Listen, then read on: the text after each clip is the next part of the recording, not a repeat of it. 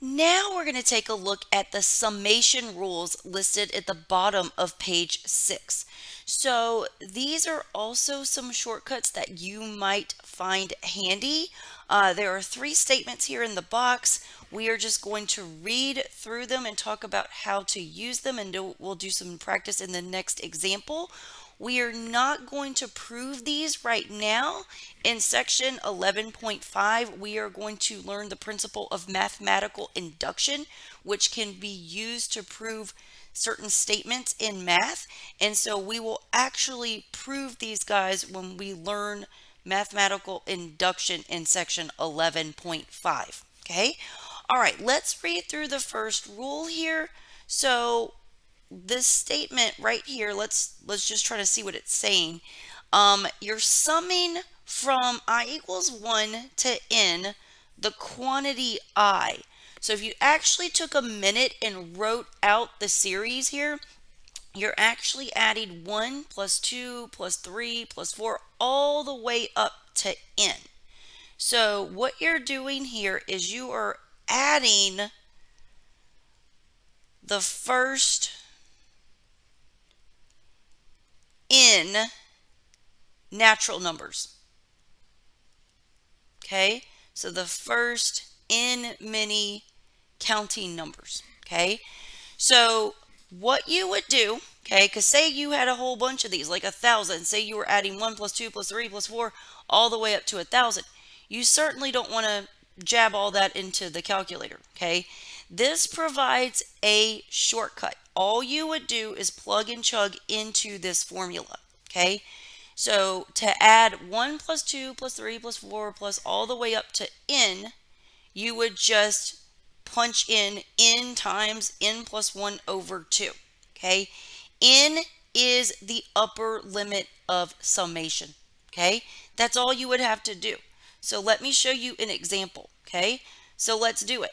Let's add up the first 1,000 counting numbers. Okay, in summation notation, this would be the sum from I equals 1 to 1,000, and the expression would just be I. Okay, so again, if you translated that, that's 1 plus 2 plus 3 plus all the way up to 1,000.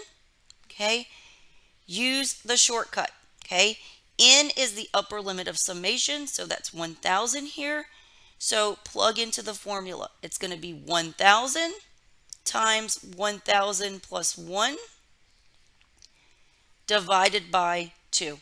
Okay, then I would put this into the calculator. So that's easy enough to enter. So 1,000 times 1,000 plus 1, and then divide by 2.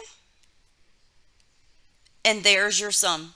Okay, that's a pretty cool number.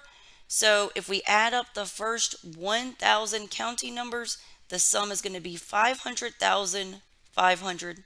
Okay, that's a lot easier than punching in 1 plus 2 plus 3 plus all the way up to 1,000 on your calculator. You'd be there forever. Okay, the other 2 statements are very, very similar. So in the second statement, you are adding the squares of the first n natural numbers. So you're doing 1 squared plus 2 squared plus 3 squared plus all the way up to n squared. So I'll write a description right here. We're adding this time the squares of the first n many natural numbers. Okay, so if you're adding up the squares, you're going to use this formula instead.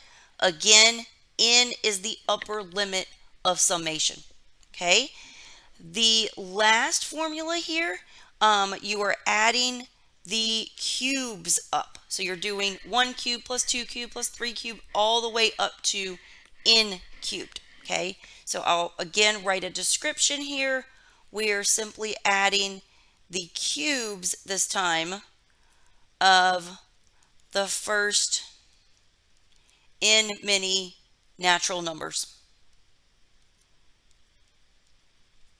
Okay, so if that's what you were summing up, 1 cubed plus 2 cubed plus 3 cubed all the way up to n cubed, you would plug into this formula.